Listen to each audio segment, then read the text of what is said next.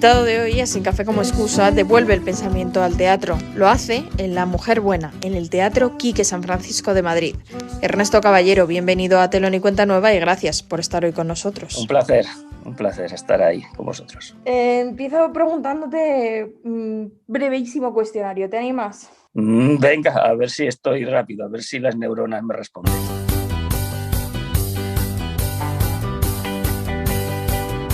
Una película para no olvidar. El tercer hombre. Un libro que siempre tienes por tu mesilla. Pues mira, El mar, de Iris Murdoch. Un poema al que volver. Dolor, de Vladimir Holland. Una obra que has visto y que tienes completamente grabada en la retina. Violopole, de Tadeusz Kantor. Una canción que forme parte de tu banda sonora. Musical Box, de Genesis, Peter Gabriel. Un concierto que viviste y que te impactó. El último de Genesis, Lamb Lies Down on Broadway, en Madrid. ¿Cómo definirías teatro? Pues el lugar donde se hace poesía de la conducta humana. Imaginemos por un momento que existen una especie de reyes magos de la cultura. ¿Qué les pedirías para la escena madrileña? Si hubiese unos Reyes Magos de la cultura, pues probablemente les pediría mucha diversidad de propuestas, mucha colaboración ciudadana con las obras, no sabía qué decirte, les pediría que todos subiéramos un poco el nivel de nuestras ilusiones, ¿no? No sé muy bien, o sea, yo creo que ahora mismo la escena madrileña goza de buena salud, pero que es verdad que seguramente pues se podría encontrar pues se podría pegar un estirón en muchos aspectos, pero no sé muy bien, es que no sé muy bien qué pedir, porque soy poco de pedir, soy más de hacer, es muy triste pedir. Bueno, vamos a andar ahora en La Mujer Buena, que es la última función de teatro urgente que está en pie en el Teatro Quique San Francisco. Y la verdad es que ya es vuestro cuarto montaje. ¿Qué balance haces de estos 4 montajes? ¿Cuál está siendo realmente el rumbo de Teatro Urgente? ¿Estáis consiguiendo por el propósito por el que nacisteis? Pues sí, nos decidimos en una iniciativa, Karina Garantiva y yo impulsamos este espacio, este lugar de encuentro, de reflexión, no solamente de reflexión, con la intención de unir el pensamiento sobre las tablas, ¿no? Hacer teatro de las ideas, sino que también era un espacio que buscamos para reflexionar sobre el propio arte del teatro, sobre nuestro oficio, un lugar un poco al margen de las dinámicas o los requerimientos del teatro profesional al uso. Y en ese sentido, pues estamos muy satisfechos porque está acudiendo la gente, está despertando interés y está resultando muy enriquecedora la experiencia. Y efectivamente llevamos por el 4º trabajo y esperamos seguir en esa línea en la que te digo, nos planteamos todo y nos hacemos preguntas. Antes me preguntabas sobre las preguntas, ¿no? Y tal vez la cuestión que buscamos es precisamente no tanto dar respuestas, sino encontrar nuevas preguntas. Y en ese sentido, pues Teatro Urgente no deja de encontrar nuevas preguntas que compartimos con quien quiere venir a participar de esta especie de ágora de pequeña ágora que hemos instaurado en lo que fuera el Teatro Galileo, que ahora se llama Quique San Francisco. O sea que en ese sentido estamos muy satisfechos del resultado.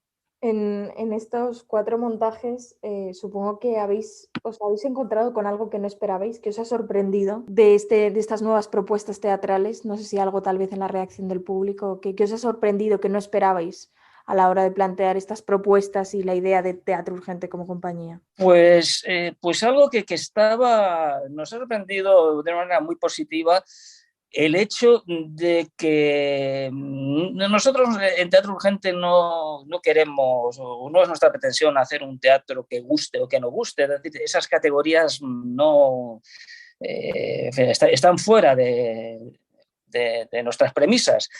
Entonces, bueno, pues claro, en ese sentido, pues decir, bueno, el público de alguna manera tiene como una responsabilidad o un lugar diferente, ¿no?, al del consumidor de espectáculos o de productos de entretenimiento. Y nos ha sorprendido muy gratamente que el público asume, agradece, precisamente ese lugar donde compartimos lo que pensamos sobre lo que pensamos, le damos la vuelta al calcetín, cuestionamos pues verdades grandes o pequeñas que a veces parecen inmutables o al menos incuestionables.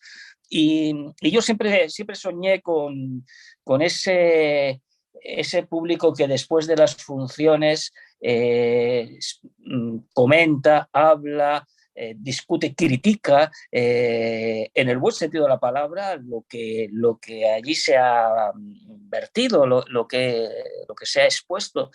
Y claro que nos ha sorprendido para bien, es decir, renueva un poco una suerte de confianza ciudadana, ¿no?, donde, bueno, pues el público, todos en general, todos los ciudadanos, pues muchas veces estamos más ávidos de cuestionarnos las cosas de lo que aparentemente se cree o se piensa, ¿no? Porque es verdad que hay un espacio casi de narrativas oficiales o sí, correctas o no sé cómo decir, unívocas, y sin embargo el teatro, que es quien las hace tambalear, o esa debería ser una de sus misiones, ¿no?, tambalear esas certezas, ¿no?, que a veces son, pues, bueno, pues son dogmas, y el público lo acepta. Eso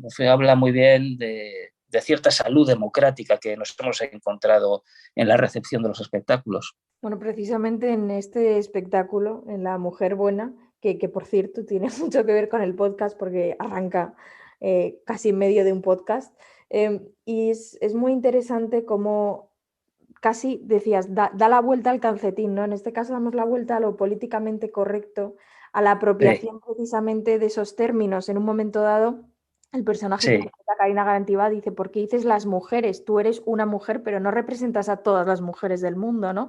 Y esa idea de colectividad, que cada vez hablamos más en plural en nombre de un colectivo, en lugar de hacerlo de una persona, de pronto está casi bueno, es tan tangible a día de hoy. Sí, efectivamente, y eso es el debate que se establece entre las dos mujeres, una que representa como una identidad colectiva, en la que defiende, la que se refugia, pero al mismo tiempo expone las razones de la necesidad de esta postura frente a quien cuestiona, en este caso es el personaje de Karina, que cuestiona ese plural, ¿no? Porque es verdad que ese plural, pues a veces, o muchas veces, encierra una trampa, ¿no? Y como digo, lo que planteamos es precisamente esa dialéctica, es decir, no tampoco nos queremos decantarnos, pero sí cuestionar algo que es verdad que está en el mainstream, ¿no? Es decir,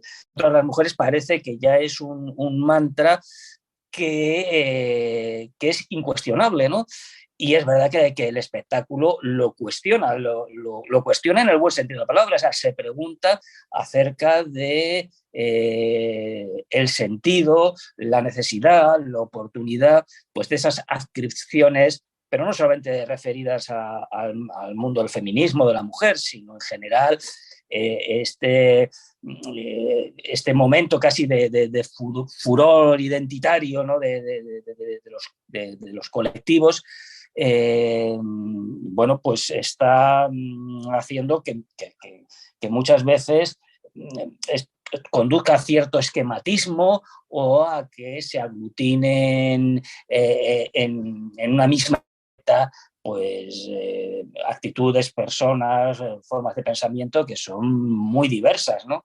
Y eso pues también, claro, conlleva un riesgo porque esa homogeneización pues al final es bastante, no solamente que es falsa, o sea, que es una mistificación muchas veces, sino que incluso es en su versión más, en fin, más oscura, provoca la exclusión de ese colectivo de personas, ¿no? Incluso el colectivo de mujeres puede llegar a excluir o a negar la condición de mujer a quien no suscribe pues un ideario o unas directrices que son políticas, ¿no? Entonces, bueno, nosotros reflexionamos sobre esto, también alertamos y porque es algo que ciertamente nos preocupa, ¿no? En fin, esta casi, como diría, monopolio o usurpación o de colectivos y de causas que en principio son causas justas y son causas absolutamente legítimas, pero en fin, en cuanto te descuidas, pues hay quien hace un uso manipulador y en beneficio propio, ¿no? En beneficio del propio poder. Y eso es un poco lo que plantea este debate, este choque entre estas dos posturas, que como digo es una unidad de opuestos, ¿no? O sea, yo creo que responde, y en ese sentido también decimos que somos originarios, porque el modelo claramente es casi el de, en fin, salvando todas las distancias que haya que salvar, pero ese es el modelo de los grandes trágicos griegos. Sí, de hecho, hablando de todas estas causas y colectivos que mencionabas ahora mismo, es curioso Sí. cómo casi la opinión pública, supongo, les ha concedido o les ha permitido esa bondad que se les presupone a todos y que aquí se cuestiona, ¿no? Porque de pronto se presupone bondad a cualquier colectivo o causa que se lleva adelante. Sí, efectivamente, y de eso el espectáculo también, de esta nueva moral que de pronto ha surgido casi por una adscripción, por la pertenencia a el colectivo victimizado, o supuestamente victimizado, o históricamente victimizado, porque de eso, claro, que habría que hablar tanto y de tantas situaciones, es decir, no se puede generalizar. Lo que hacen estas en fin, estos colectivos es hacer grandes generalizaciones. Y es verdad que la víctima no siempre, esto es duro decirlo, pero la víctima, incluso admitiendo la condición de víctima, la víctima no siempre tiene la razón. Es decir, la víctima, o dicho de otra manera, la víctima no tiene por qué ser ejemplar en su condición de víctima, no le exonera de nada, o sea, no le exonera de responsabilidad individual, ciudadana, de moral. Y claro, es un lugar donde de una manera muy fácil, casi como de una manera prêt-à-porter, te conviertes en bueno o estás hiperlegitimado porque realmente y todas tus acciones están justificadas porque estás adscrito pues, a un determinado colectivo de los que en fin, de los que hoy forman parte de esta larga taxonomía de colectivos oprimidos. Y es más, es decir, yo creo que hoy en día casi todos los colectivos se consideran oprimidos, menos el del hombre blanco occidental. Yo creo que ese es el gran opresor, que también es una figura ahí un poco, en fin, yo no sé, también una construcción un poco idealista, y el resto pues son todo colectivos damnificados. Entonces, claro, en cuanto en fin, te aceptan en un club de damnificados, pues estás bastante liberado a la hora de rendir cuentas, ¿no? Y efectivamente se construye una moral que es la moral del oprimido, de la víctima. Por eso en este espectáculo sale mucho a relucir la figura de Nietzsche, porque Nietzsche es el gran pensador que cuestiona precisamente o sea, los mecanismos de resentimiento que hay detrás de estas actitudes que escamotean la responsabilidad individual, ¿no? Y, y el espectáculo en ese sentido rezuma mucho del pensamiento del filósofo alemán. Bueno, de hecho es que la genealogía de la moral es casi, este texto de Nietzsche es casi la base de la mujer buena, ¿no? Al final se propone esta liberación de las certezas y bueno, asumir en Sí. cierta forma que se puede vivir en la duda, en la certidumbre, en la paradoja. Que se puede. Exactamente, exacto. Está latiendo en esto que señalas y también en la primera parte, en el podcast, que habla un poco, que aplicamos al reality show, al fenómeno del reality show, es decir, en lugar donde se cuestiona, y el personaje también ahí de Karina cuestiona ese lugar, la gran tentación de la bondad, que es una bondad muy construida donde no se deja ningún espacio, una sociedad bien pensante que no se deja ningún espacio para, eh, para, para la transgresión, para el lugar incómodo, donde enseguida se descalifica cualquier actitud, como digo, que cuestiona una especie sí, de bondad de cartón piedra, ¿no? Que hemos construido pues, para creernos mejores de lo que a lo mejor en realidad somos, ¿no? Ni somos ni mejores ni peores, somos, ¿no? Entonces, es el alarde moral, ese narcisismo que está además arraigadísimo en nuestra profesión, ¿no? En la profesión en general en toda la sociedad, pero se hace muy evidente en la profesión, en la farándula. Al público, sí. Y claro, no puede, o sea, ves ahí los Oscars y ¿qué son los Oscars? Ahora mismo la gala de los Oscars es como una especie de gran, igual que se exhiben modelos en los photocall, se exhiben también grandes ropajes de bondad, de ejemplaridad, o sea, decir, eso, de altísimos valores morales y de grandes compromisos y grandes... Claro, y todo eso pues es una especie de exhibicionismo moral que hemos decidido creérnoslo. Pero en cuanto asomar la patita, hurgas un poco, pues como te digo, es que todo es una especie de construcción pues un poco pues eso de cartón piedra, ¿no? No tiene fundamento, solamente es exhibicionismo, ¿no? De exhibicionismo y vanidad, que es si nos ponemos morales, escolásticamente morales, la vanidad es la puerta que abre que abre el paso a todo el resto de los males del mundo y del pecado, ¿no? La vanidad es el gran... Sí, el maligno entra por ahí siempre, ¿no?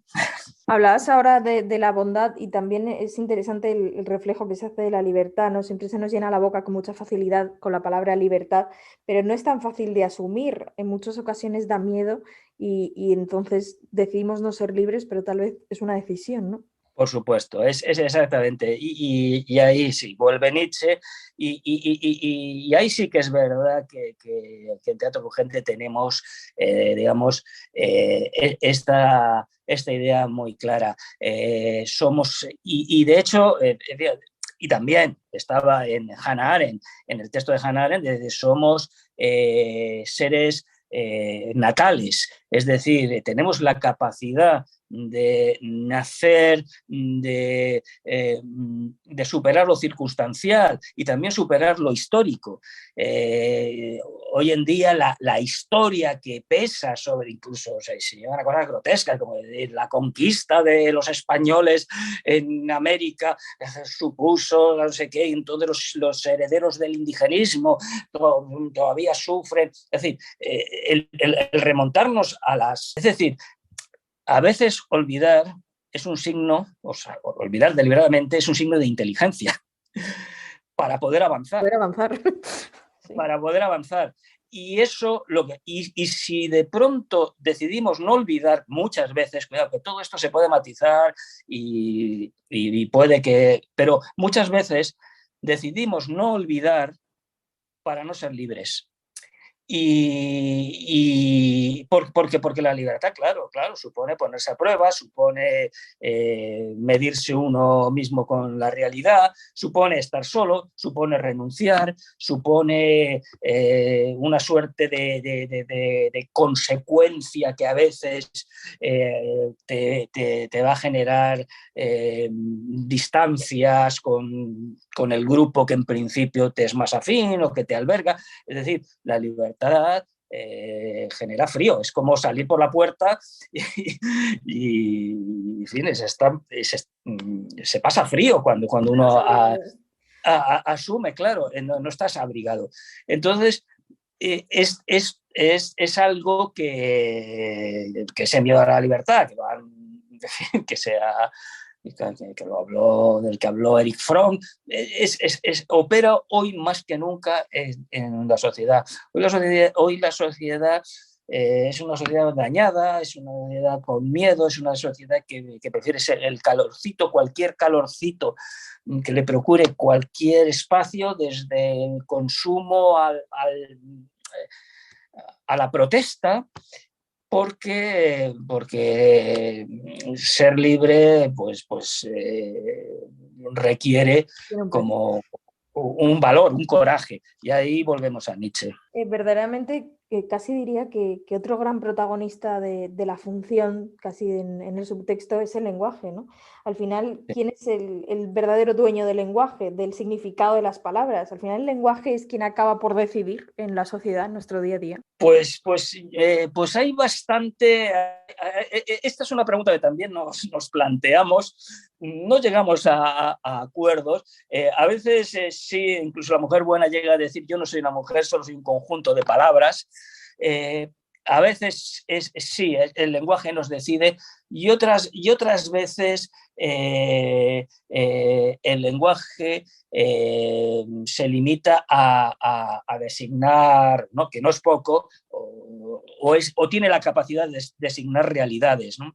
Lo que sí, desde luego, es absolutamente extemporáneo es esta tendencia actual a pensar, por otro lado es muy naif, muy ingenuo, a pensar que si cambiamos el lenguaje y cambiamos el género de algunas palabras o tal, pues vamos a cambiar la realidad. Pues esto sí que es un poco, en fin, totalmente inoperante. O sea, es claro, la realidad debe cambiar, está cambiando, y entonces el lenguaje se hará cargo de esos cambios, pero no al revés. Entonces es verdad que también hay un intento de oficializar desde el lugar de la política pues cómo debemos expresarnos. O sea, no solamente lo que debemos sentir, sino cómo debemos manifestar ese sentir y eso pues también es peligroso. O sea, el lenguaje en manos de los políticos, como estamos viendo ahora mismo, ¿no?, con esta situación que ya ni siquiera, fíjate, decir si es de guerra ya es problemático, porque en un lugar no se le puede llamar regla, se le tiene que llamar invasión de Ucrania, en otro lado los rusos lo llaman acciones militares específicas. O sea, la palabra guerra de pronto está absolutamente volando, pero es lo impronunciable, lo que no se puede decir. Y de eso también hablaba Voltaire, el anterior trabajo de Voltaire, la obra de, no Voltaire el filósofo, sino la obra de Juan Mayorga. Hablaba brevemente de eso, de lo que dice sin decir, y de lo que se ha establecido que no se puede decir, aunque previamente por esa sustracción está más presente que nunca. Es una palabra que opera en ausencia, ¿no? Bueno, pues ya digo, esto es también motivo de reflexión en Teatro Urgente, ¿no? En cualquier caso, somos como teatros, yo creo, pretendemos haber superado esa fase de la que siempre, claro, evidentemente la crítica al lenguaje, hay un lugar donde el teatro habla más allá de las palabras, pero seguimos pensando, y ahí volvemos a esa referencia de los grandes trágicos griegos, que el lenguaje es la única herramienta y es el espacio que tenemos los seres humanos para acceder a la realidad, y no solo eso, sino para transformarla y también para imaginarla. Hablabas de cómo el lenguaje es la forma de retratar la realidad. Siempre pensamos, o la opinión pública nos lleva a pensar, ¿no? Esto de que la prensa, los informativos son los que traicionan nuestra realidad, pero en realidad son casi es el entretenimiento, ¿no? Porque cuando hablamos de prensa pensamos que es la información, pero cuánto transforma y cuánto genera el entretenimiento, hasta qué punto nos puede llegar a influenciar, bien o mal, ya que lo decida cada uno, el entretenimiento y no tanto la información pura y dura, ¿no? Que siempre pensamos que el entretenimiento es casi inocuo. Sí, efectivamente. Y además, claro, es que prácticamente, que es uno de los fenómenos de nuestro tiempo, la información, el concepto de información pura está, en fin, está en la periferia del mapa de la comunicación. Es decir, hoy en día incluso la información está en el entretenimiento. Más que en el entretenimiento, la información está en la emoción, en el sentimiento, en la emoción. Lo fáctico, la realidad objetiva, la información, hemos decidido que no vende. Lo ficcional, es decir, el espectáculo, ha trascendido a lo que es la barrera del escenario, de las pantallas de cine, de televisión. La política es entretenimiento, la información es entretenimiento, las noticias son entretenimiento, la guerra es entretenimiento. Estas cosas son terribles, pero todo se convierte en entretenimiento para el consumo de las masas.